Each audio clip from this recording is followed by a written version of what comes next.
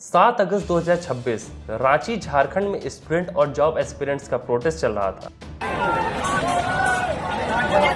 मुद्दा था जेपीएससी और जेएससीसी के एग्जामिनेशन में धांधली और रिक्रूटमेंट प्रोसेस और नौकरियों से जुड़े सवाल।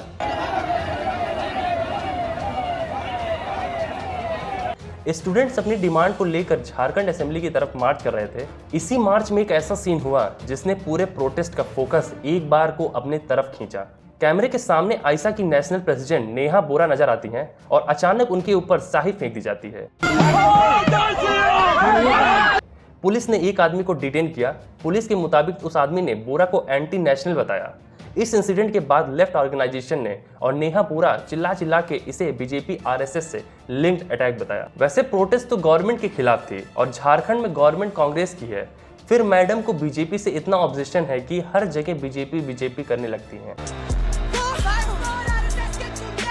दूसरी तरफ सोशल मीडिया पर एक बात बहुत तेजी से उठी कि नेहा बोरा की उनकी पॉलिटिकल पोजीशंस, उमर खालिद की डिफेंस और एलिजेड आजादी पॉलिटिक्स की वजह से टारगेट किया गया। लेकिन यहाँ से एक इंटरेस्टिंग सवाल खड़ा होता है। झारखंड का प्रोटेस्ट ओरिजिनली जॉब्स और एग्जामिनेशन इरेगुलरिटीज के अगेंस्ट था। फिर एक आयशा की डफली गैंग लीडर के ऊपर स्याही फेंके जाने के बाद डिस्कशन उमर खालिद, शर्जील इमाम और अफजल गुरु, लेफ्ट पॉलिटिक्स और नेशनलिज्म तक कैसे पहुंच गया। और यही वो पॉइंट है जहां नेहा बोरा की पूरी पॉलिटिकल जर्नी को समझना बहुत जरूरी हो जाता है, क्योंकि नेहा बोरा पिछले कुछ हफ्तों से लगातार पब्लिक अटेंशन में है। पहले सीजेपी यानी कांग्रेस जनता पार्टी के प्रोटेस्ट में उनका नाम बहुत मशहूर हुआ, फिर जंतर मंतर पर 23 दिन की हंगर स्ट्राइक और अब झारखंड में इंक अटैक। जुलाई 2026 में नेहा बोरा, मनीष कुमार और अमीन अमजोत ने जंतर मंतर पर 23 दिन की हंगर स्ट्राइक वाला नाटक शुरू किया था। नेहा बोरा इस मूवमेंट का एक प्रोमिनेंट फेस बन गई, लेकिन यहीं से एक इनकी पॉलिटिकल आइडेंटिटी को लेकर एक डिबेट भी शुरू हुई। क्या वो सिर्फ स्टूडेंट एक्टिविस्ट हैं या आयशा के थ्रू एक ऑर्गेनाइज्ड लेफ्ट पॉलिटिकल इकोसिस्टम का रिप्रेजेंटेशन करती हैं? और अगर वो लेफ्ट स्टूडेंट पॉलिटिक्स का हिस्सा हैं तो उनके उमर खालिद और शर्जील इमाम को लेकर पब्लिक पोजीशंस को किस कॉन्टेक्स्ट में समझा जाना चाहिए? आज इस पूरी स्टोरी को स्टेप बाय स्टेप समझेंगे और खोलेंगे काला चिट्ठा लेफ्ट लॉबी का, जिसमें कि नेहा बोरा, उमर खालिद, शर्जील इमाम जैसे लोग शामिल हैं। और क्या इन्हें एंटी नेशनल कहना सही होगा, और अगर होगा तो उनके क्या क्या कारण होंगे, जानेंगे इस वीडियो में। आखिरी तक बने रहिएगा। तो बात करते हैं सबसे पहले नेहा बोरा की। नेहा बोरा जेएनयू से जुड़ी स्टूडेंट एक्टिविस्ट हैं और आयशा की नेशनल प्रेसिडेंट हैं। आरएसएस, हिटलर, गोलवलकर की औलादे, सावरकर के माफी वीर। आयशा यानी ऑल इंडिया स्टूडेंट एसोसिएशन एक लेफ्ट विंग स्टूडेंट ऑर्गेनाइजेशन है। ये वही डफली गैंग ऑर्गेनाइजेशन है जो ब्राह्मणों को गाली देता है, आरएसएस को गाली देता है और स्टूडेंट का हितैषी बनने की आड़ में प्रोपागेंडा चलाता है, एंटी नेशनल विचारधारा को सपोर्ट करता है। और नेहा बोरा की पॉलिटिक्स का सबसे दिलचस्प पार्ट यही है। नेहा बोरा एग्जामिनेशन रिफॉर्म या यूनिवर्सिटी एडमिनिस्ट्रेशन की बात नहीं करती हैं। इसके आड़ में ब्राह्मणवाद, हिंदुओं को भला बुरा कब्र खुदेगी तो और किसी की कब्र क्यों ना खुदे? और उमर खालिद जैसे लोगों को अपना पापा मान चुकी हैं, जो टेररिस्ट को खुल के सपोर्ट करते हैं और उनके सपोर्ट में नारेबाजी करते हैं। शर्जील इमाम और उमर खालिद दोनों ही पिछले 5 से ज्यादा सालों से वो जेलों में बंद हैं। जिस तरीके से आज के समय नेहा बोरा जैसे लोगों को देखने के बाद इससे एक बात याद आती है कि हिंदुस्तान को हराया है तो हिंदुस्तान के लोगों ने, हिंदुस्तानियों को हराया है तो हमेशा हिंदुस्तान के लोगों ने साथ नहीं दिया देश का, और दर्द है तो केवल इसी बात का। अब बात करते हैं 2026 के सीजेपी प्रोटेस्ट में। इन्होंने 23 दिन तक हंगर स्ट्राइक की। प्रोटेस्ट के दौरान उनका फिजिकल कंडीशन भी पब्लिक डिस्कशन का सब्जेक्ट बना। आप खुद देखिए ये कितनी कमजोर लग रही हैं 23 दिन के हंगर स्ट्राइक के बाद।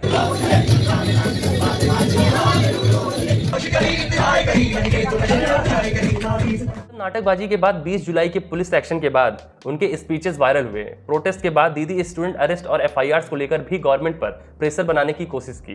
दीदी ने अपनी राजनीति चमकाने की कोई कसर नहीं छोड़ी। यानी नेहा बोरा अब एक सिर्फ कैंपस एक्टिविस्ट नहीं रह गई हैं, वो एक पॉलिटिकल फेस बन चुकी हैं। और इसी पॉलिटिकल आइडेंटिटी को समझने के लिए अब हमें उमर खालिद तक जाना पड़ेगा। उमर खालिद का नाम इंडिया में 2016 के जेएनयू कंट्रोवर्सी के बाद नेशनल लेवल पर बहुत प्रोमिनेंट हुआ। 9 फरवरी 2016 को जवाहरलाल नेहरू यूनिवर्सिटी कैंपस में parliament attack convict Afzal Guru की एग्जीक्यूशन की एनिवर्सरी से रिलेटेड एक कंट्रोवर्शियल प्रोग्राम हुआ था। अफजल की हत्या नहीं सहेंगे, कितने अफजल मारोगे? प्रोग्राम के दौरान एलिजेडली एंटी इंडिया स्लोगन्स लगाने की रिपोर्ट सामने आई। इसी इवेंट को लेकर नेशनल पॉलिटिकल कंट्रोवर्सी हुई। उमर खालिद और कुछ दूसरे स्टूडेंट इस इवेंट से कनेक्टेड थे और उनके अगेंस्ट पुलिस केस और यूनिवर्सिटी लेवल पर प्रोसीडिंग हुई। तो ऐसे लोगों को मैडम अपना भगवान मानती हैं, तो आप खुद सोच लो कि ये किस तरीके की आइडियोलॉजी को सपोर्ट करती होंगी। अब अफजल गुरु की कहानी समझिए। 13 दिसंबर 2001 को इंडियन पार्लियामेंट पर अटैक होता है। इस केस में मोहम्मद अफजल गुरु कन्विक्टेड पाया जाता है। उसने खुद लाइव टीवी पे भी कन्फेस किया है। उन्होंने मुझे इतना बता दिया था कि हमें अंदर जाके लोकसभा में घुसना है और वहाँ पे जो एमपीज हैं उन पे अटैक करना है और रास्ते में जो भी मिलेगा उसको अटैक। सुप्रीम कोर्ट ने उसकी कन्विक्शन और डेथ सेंटेंस के मैटर पर जजमेंट दिया और बाद में 2013 में उसको एग्जीक्यूट किया गया। अब यहाँ एक डिफिकल्ट क्वेश्चन आता है, क्या किसी कन्विक्टेड टेररिस्ट की डेथ पेनल्टी अपोज करना ऑटोमेटिकली टेररिज्म सपोर्ट करना है? तो मैं कहूंगा बिल्कुल हाँ, क्योंकि अगर कोई टेररिस्ट वायलेंस को ग्लोरीफाई करे या वायलेंट सेपरेटिज्म को एक्टिवली सपोर्ट करे तो वो एक खुद टेररिज्म है। इसी बात को 2016 की जेन्यू कंट्रोवर्सी में बहुत बार इग्नोर किया गया। अब उमर खालिद की स्टोरी को 2020 तक ले आते हैं। 2019 और 2020 में सिटीजनशिप अमेंडमेंट एक्ट के अगेंस्ट नेशन वाइड प्रोटेस्ट हुए। उमर खालिद इस मूवमेंट के प्रोमिनेंट स्पीकर में से एक था। दिल्ली में फरवरी 2020 में कम्युनल वायलेंस हुई जिसमें दर्जनों की जान गई और हजारों इंजर्ड हुए। इसके बाद दिल्ली पुलिस ने एक लार्जर कॉन्स्पिरेसी केस इन्वेस्टिगेट किया। उमर खालिद को यूएपीए के अंडर अरेस्ट किया गया। प्रोसिक्यूशन का एलिगेशन है कि वो लार्जर कॉन्स्पिरेसी के इंपॉर्टेंट पार्टिसिपेंट में से एक था। यहाँ 2026 की लीगल पोजीशन बहुत इंपॉर्टेंट है, उसकी ट्रायल भी पेंडिंग है। लेकिन जनवरी 2026 में सुप्रीम कोर्ट ने उसकी बेल रिजेक्ट की। सुप्रीम कोर्ट ने प्रोसिक्यूशन के मटेरियल को बेल स्टेज पर प्राइमा फेसी सीरियस माना। कोर्ट ने उमर खालिद और सर्जिल इमाम को एलिजेट लार्जर कॉन्स्पिरेसी में पार्टिसिपेंट के हायर लेवल पर प्लेस किया और यूएपीए के स्ट्रिजेंट बेल कंडीशन के कॉन्टेक्स्ट में बेल डिनाई की। साथ ही कोर्ट ने यह भी क्लियर किया कि बेल स्टेज ऑब्जर्वेशन ट्रायल के मेरिट पर फाइनल डिसीजन नहीं है। यानी दोनों साइड की बात समझना जरूरी है। ये कहना गलत होगा कि कोर्ट ने उमर खालिद को टेररिस्ट डिक्लेयर कर दिया, लेकिन ये कहना भी गलत नहीं होगा कि कोर्ट ने एलिगेशंस को कंप्लीटली बेसलेस मान लिया। कोर्ट ने बेल स्टेज पर प्रोसिक्यूशन केस को प्राइमा फेसी सीरियस माना है। प्राइमा फेसी का मतलब होता है कि पहली नजर में देखना और उसे सस्पेक्ट नजर आना, ये मान लेना कि ये सस्पेक्ट 100% हो सकता है। और इसी लीगल पोजीशन के बीच नेहा बोरा का उमर खालिद को लेकर पॉलिटिकल स्टैंड इंटरेस्टिंग बन जाता है। पब्लिक रिपोर्टिंग के मुताबिक नेहा बोरा ने उमर खालिद और सर्जिल इमाम को ऑर्डिनरी स्टूडेंट के रूप में डिस्क्राइब किया और उसके अगेंस्ट प्रोसीडिंग को पॉलिटिकल प्रोसिक्यूशन के कॉन्टेक्स्ट में क्रिटिसाइज किया। अब दीदी समझाएंगी ऑनरेबल कोर्ट को कि कैसे प्रोसीडिंग की जाती है। उसने ये आर्ग्यूमेंट भी किया कि मीडिया नैरेटिव ने लोगों को ट्रेटर के रूप में प्रेजेंट कर दिया है। दीदी अपने हिसाब से हर चीज रच देती हैं कि क्या मीडिया करती है, क्या कोर्ट करती है, कोर्ट गलत है, सही।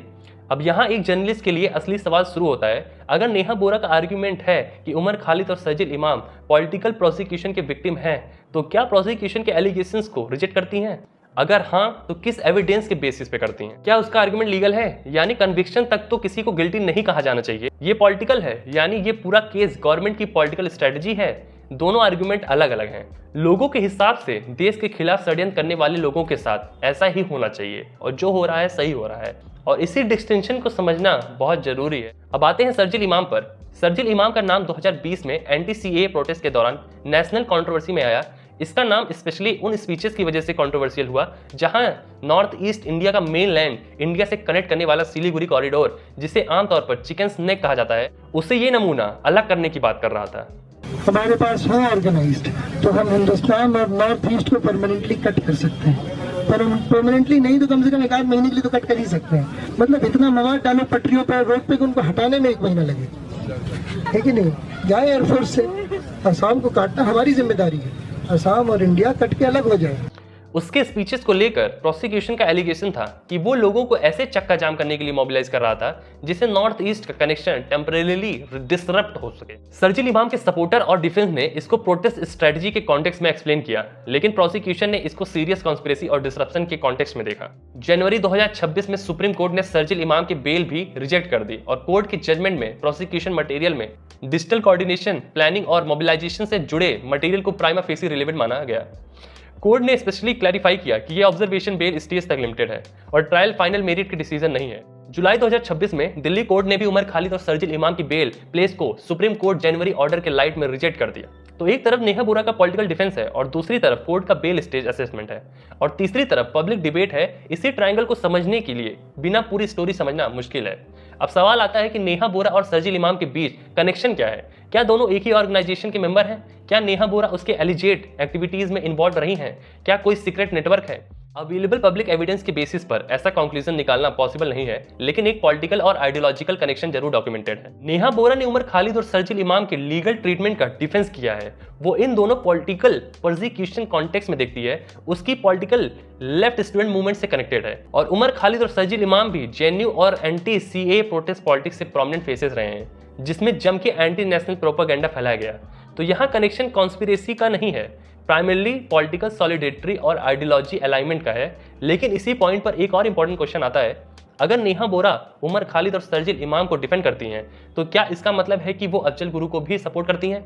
इसका आंसर इतना सिंपल नहीं है। मुझे क्रेडिबल पब्लिक एविडेंस नहीं मिला जिससे ये कॉन्क्लूसिवली कहा जा सके कि नेहा बोरा ने पर्सनली अफजल गुरु को टेररिज्म को इंडोर्स किया हो या उसके सपोर्ट में कोई स्पेसिफिक स्लोगन लगाया हो। इसलिए रिस्पॉन्सिबल वीडियो में नेहा बोरा अफजल गुरु सपोर्टर हैं जैसे सेंटेंस को फैक्ट के रूप में मैं नहीं बोलना चाहूंगा। दीदी जितना गंद फैलाएंगी उतना ही बताया जाएगा। हाँ, ये सवाल जरूर पूछा जा सकता है कि उमर खालिद के पॉलिटिकल पास्ट और 2016 जेएनयू कंट्रोवर्सी को देखते हुए नेहा बोरा उसको डिफेंस में किस बेसिस पर खड़ी होती हैं।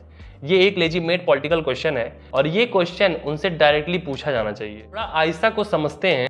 आयशा एक लेफ्ट स्टूडेंट ऑर्गेनाइजेशन है। इसकी पॉलिटिक्स स्टूडेंट इश्यूज को ब्रॉडर सोशल ट्रांसफॉर्मेशन और लेफ्ट पॉलिटिक्स से कनेक्ट करती है। नेहा बोरा इसी ऑर्गेनाइजेशन की नेशनल प्रेसिडेंट है।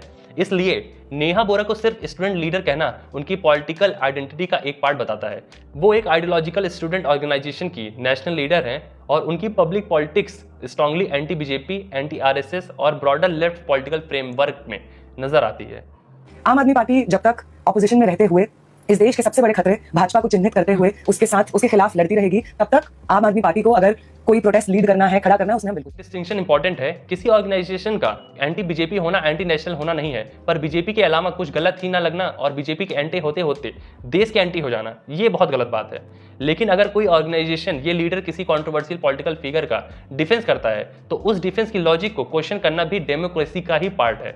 अब जो है वो है। इसी डेमोक्रेसी के आड़ में लोग अपना प्रोपेगेंडा फैला लेते हैं। यही वो पॉइंट है जहां नेहा बोरा की पॉलिटिक्स को सीरियसली एग्जामिन किया जाना चाहिए। झारखंड आते हैं। रांची में स्टूडेंट का प्रोटेस्ट जेपीएससी और जेएसएससी रिक्रूटमेंट इरेगुलरिटीज के अगेंस्ट था। ये एक जेन्युइन स्टूडेंट इशू था। थाउजेंड ऑफ स्टूडेंट और जॉब एक्सपीरियंस का फ्यूचर एग्जामिनेशन और रिक्रूटमेंट प्रोसेस से डायरेक्टली कनेक्टेड है। इसी प्रोटेस्ट के बीच आयशा ने सेपरेट प्लेटफॉर्म स्टैब्लिश किया और नेहा बोरा प्रोटेस्ट मार्च में शामिल होकर अपनी डफली लेके पहुंच गई। वो अलग बात है झारखंड के स्टूडेंट ने इनको बेइज्जत करके वहां से भगा दिया।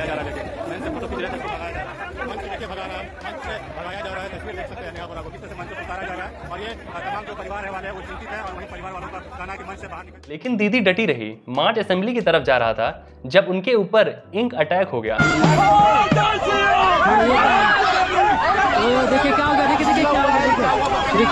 पुलिस ने एक्यूज्ड को डिटेन कर लिया। इंसिडेंट के बाद सीपीआई, एमएल लिबरेशन और आयशा ने अटैक कंडेम किया। सीपीआई एमएल लिबरेशन के जनरल सेक्रेटरी दीपांकर भट्टाचार्य ने बीजेपी आरएसएस सपोर्टर पर ब्लेम लगाया। आयशा ने भी बीजेपी आरएसएस लिंक प्रोपेगेंडा और थ्रेट का एलिगेशन लगाया। दीदी भी बीजेपी चिल्लाने लगी।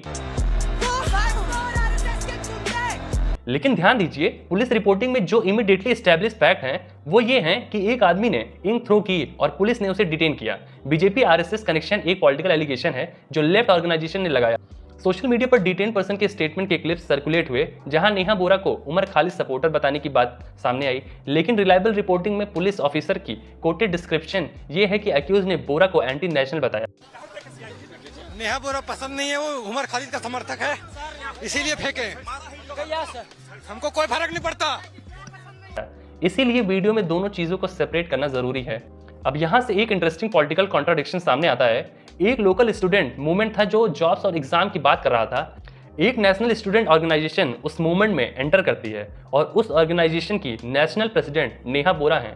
नेहा बोरा की पॉलिटिकल आइडेंटिटी पहले से नेशनल लेवल पर कंट्रोवर्सी से कनेक्टेड है और उसका नाम उमर खालिद और शर्जील इमाम के डिफेंस के कॉन्टेक्स्ट में पब्लिक डिस्कशन में आ चुका है। तो नेचुरली लोकल स्टूडेंट के बीच ये सवाल उठ सकता है कि उनके रिक्रूटमेंट प्रोटेस्ट को ब्रॉडर आइडियोलॉजी पॉलिटिक्स से कितना कनेक्ट किया जाना चाहिए। लेकिन इसी वक्त दूसरी तरफ भी सवाल है, अगर किसी को नेहा बोरा की पॉलिटिक्स से प्रॉब्लम है तो इसका डेमोक्रेटिक रिस्पॉन्स क्या होना चाहिए? इंक अटैक, इंटिमिडेशन, स्टेज से हटाना या पॉलिटिकल डिबेट? मेरे हिसाब से इस पॉइंट पर आंसर स्ट्रेट फॉरवर्ड होना चाहिए। हाँ, अपने प्रोटेस्ट को बिल्कुल हाईजैक मत होने दीजिए। हाँ, इंक डालना तो सही नहीं है, पर आप उनकी आइडियोलॉजी को एग्रेसिवली चैलेंज कीजिए। आप उनसे उमर खालिद पर सवाल पूछिए। आप शर्जील इमाम के स्टेटमेंट पर उनकी पोजीशन पूछिए। आप आयशा और सीपीएमएल लिबरेशन के आइडियोलॉजिकल रिलेशनशिप पर डिबेट कीजिए। लेकिन फिजिकल इंटिमिडेशन को पॉलिटिकल आर्गुमेंट नहीं बनाया जा सकता। आप समझ सकते हैं, आप समझ रहे हैं ना क्या कहना चाहता हूँ? क्योंकि अगर डेमोक्रेसी में डिसएग्रीमेंट को जवाब इंक से दिया जाने लगा तो कल किसी दूसरे आइडियोलॉजी के लीडर के साथ भी वही हो सकता है। अब आते हैं सबसे कंट्रोवर्शियल क्वेश्चन पर, नेहा बोरा किस लॉबी से हैं? राइट विंग, बिल्कुल नहीं, ये साफ है उनकी documented organizational identity left student politics से है। Ayesha left wing student organization है और नेहा बोरा उसकी नेशनल प्रेसिडेंट हैं। अगर आपको उसकी पॉलिटिक्स क्रिटिसाइज करनी है तो स्ट्रॉन्गर क्रिटिसिज्म ये है कि उनकी आइडियोलॉजी उन्हें उमर खालिद और शर्जील इमाम जैसे हाईली कंट्रोवर्शियल एक्यूज्ड एक्टिविस्ट के पॉलिटिकल डिफेंस तक लेकर जाती है। इसका मतलब साफ है कि इनकी आइडियोलॉजी किस क्षेत्र में किस तरफ जा रही है और ये कितनी कट्टरपंथी और वामपंथी को सपोर्ट करती हैं। और सवाल ये होना चाहिए कि उनका स्टैंडर्ड क्या है। क्या वो कहती हैं कि जब तक कोर्ट कन्विक्ट ना करे तब तक किसी एक्यूज्ड को पॉलिटिकल सपोर्ट मिलना चाहिए? अगर हाँ, तो क्या वो ये प्रिंसिपल हर पॉलिटिकल केस में अप्लाई करती हैं? क्या वो बीजेपी लिंक्ड एक्यूज्ड के लिए भी सेम स्टैंडर्ड रखती हैं? ये तो बहुत छोटी बात है। क्या वो पुलिस और सिक्योरिटी एजेंसीज के एलिगेशंस को ऑटोमेटिकली पॉलिटिकल कॉन्स्पिरेसी मानती हैं? क्वेश्चंस नेहा बोरा की पॉलिटिक्स को समझने के लिए ज़्यादा पावरफुल हैं और उमर खालिद और शर्जील इमाम के केस में सबसे बड़ा आइडियोलॉजिकल टेस्ट यही है। एक साइड कहती है कि ये पॉलिटिकल डिसेंट को क्रिमिनलाइज करने का केस है, दूसरी साइड कहती है कि प्रोटेस्ट के नाम पर प्लान डिसरप्शन और वायलेंस की कॉन्स्पिरेसी को सिर्फ पॉलिटिकल डिसेंट कहकर इग्नोर नहीं किया जा सकता। सुप्रीम कोर्ट का जनवरी 2026 ऑर्डर इस डिबेट में इंपॉर्टेंट है क्योंकि कोर्ट ने बेल स्टेज पर प्रोसिक्यूशन मटेरियल को प्राइमा फेसी सीरियस माना, लेकिन इसके साथ ही अपनी ऑब्जर्वेशन ट्रायल को फाइनल मेरिट से अलग रखा। इसलिए अगर आप नेहा बोरा की पॉलिटिकल पोजीशन की क्रिटिसिज्म करते हैं तो सबसे इंटेलेक्चुअली ऑनेस्ट क्रिटिसिज्म ये है कि वो ब्राह्मणवाद को गाली दे रही हैं या एंटी हिंदू हैं। बेटर क्रिटिसिज्म ये है कि सी सपोर्टेड एंटी नेशनल्स। अगर नेहा बोरा किसी एंटी नेशनल इंसान को सपोर्ट करती हैं तो उतनी ही एंटी नेशनल वो भी कही जाएंगी जितनी वो एंटी नेशनल इंसान कहा जाएगा, क्योंकि जिस आइडियोलॉजी को फॉलो करने वाला वो इंसान है कहीं ना कहीं वो आइडियोलॉजी नेहा बोरा भी फॉलो करती हैं। जब सुप्रीम कोर्ट ने बेल स्टेज पर प्रोसिक्यूशन मटेरियल को प्राइमा फेसी सीरियस माना तब नेहा बोरा उमर खालिद और शर्जील इमाम को पॉलिटिकल प्रोसिक्यूशन को विक्टिम की बेसिस पर डिस्क्राइब करती हैं। शर्जील इमाम और उमर खालिद दोनों ही पिछले 5 से ज्यादा सालों से वो जेलों में बंद हैं। जिस तरीके से आज के समय में पॉलिटिकल प्रोसिक्यूशंस हो रहे हैं, ये क्वेश्चन अनकंफर्टेबल है लेकिन लेजिमेट है। दूसरी तरफ भी एक अनकंफर्टेबल क्वेश्चन है, जब ट्रायल अभी कंप्लीट नहीं हुआ है तो क्या एक्यूज को कन्विक्शन से पहले टेररिस्ट डिक्लेयर करना फेयर है? ये सब तो लीगल बातें हैं। हाँ, फेयर है जब आपके पास डॉक्यूमेंटेड प्रूफ हो। ये क्वेश्चन भी लेजिमेट है और इसी वजह से ये स्टोरी ब्लैक एंड व्हाइट नहीं है। नेहा बोरा की पॉलिटिक्स क्लियरली लेफ्ट विंग है, उसका आयशा कनेक्शन डॉक्यूमेंटेड है। उमर खालिद और शर्जील इमाम के डिफेंस का पब्लिक रिकॉर्ड अवेलेबल है। सुप्रीम कोर्ट ने जनवरी 2026 में उसको बेल नहीं दी, लेकिन फाइनल कन्विक्शन अभी नहीं हुई। और नेहा बोरा के अगेंस्ट सीक्रेट कॉन्स्पिरेसी या ऑपरेशनल एंटी नेशनल नेटवर्क का कोई क्रेडिबल एविडेंस नहीं है, पर आपके बयान और आपकी आइडियोलॉजी सबसे बड़ा प्रूफ है कि आपका रुझान किस तरफ है। और इन्हीं सब चीजों की वजह से नेहा के पापा ने उससे 10 साल से बात नहीं की। जैसे जब मेरे फैमिली को पहली बार पता चलता है कि मैं लेफ्ट के किसी संगठन से जुड़ी हूं, तो मेरे फादर तो फौज में हैं, तो वो मुझे सबसे पहला एग्जांपल यही देते हैं कि हमारे लोगों को मारा जाता है और तुम्हारे लोग मरते हैं, तुम इनके साथ कैसे जा सकते हो? बहुत कुछ रहता है। मेरे फादर मुझसे 10 साल से बात नहीं। किसी के प्राइवेट मैटर में नहीं घुसना चाहिए, पर इनके फादर को भी साफ साफ दिख रहा है कि इनकी बेटी किस दिशा में जा रही है। चलिए इस वीडियो को यहीं खत्म करते हैं। आई होप इस वीडियो को देखने के बाद आपका सारा कंफ्यूजन इससे रिलेटेड खत्म हो गया होगा। तो ऐसे और वीडियोस को देखने के लिए चैनल को सब्सक्राइब और वीडियो पसंद आई तो लाइक करना मत भूलना। तब तक के लिए जय हिंद, वंदे मातरम।